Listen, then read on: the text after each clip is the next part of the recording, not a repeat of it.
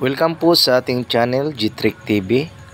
Nandito na naman tayo sa ating mga tutorial about glass and aluminum installation, lalo na sa mga presyo. Mga kalods, ang ating presyohan ngayon ay ating nakikita ngayon sa ating video po. Yan ang roll-up door. 3 piraso na po yan bagong natapos namin. Ating presyohan mamaya ang roll-up door, kung magkano yan.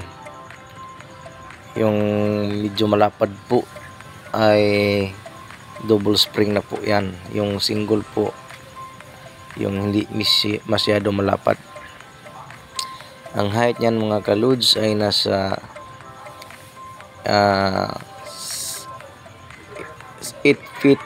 Ang lapad niya ay hindi magkapareha po, may 7, may 6 feet at may 7.5.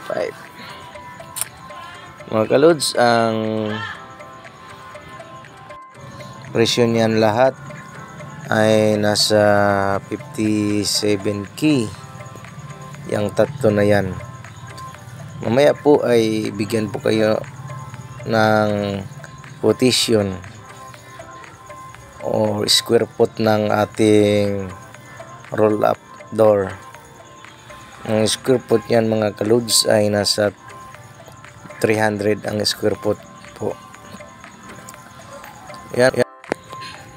Dito lang namin po ito ginawa.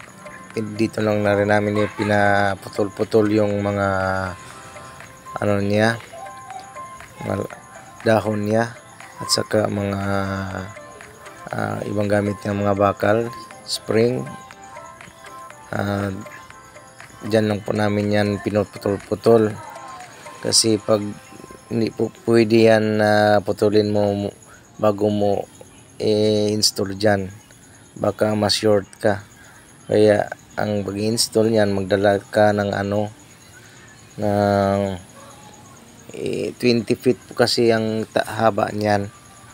Kaya mas mabuti kung doon mo susukatan, doon mo rin ay papainal yung ang pagkakating ng ating roll up. Mga kalods, ang bigyan ko kayo ng quotation. Halimbawa, ang taas ng roll up nyo ay 8 feet, tapos ang lapad niya ay 7. Nakakahalaga po yan ng 16,800 kasi 300 po ang per square foot po. Ito times nyo lang ang 8 times 7, ang result po ay ito times nyo lang sa 300. Kaya ang resulta nyo ang presyo po.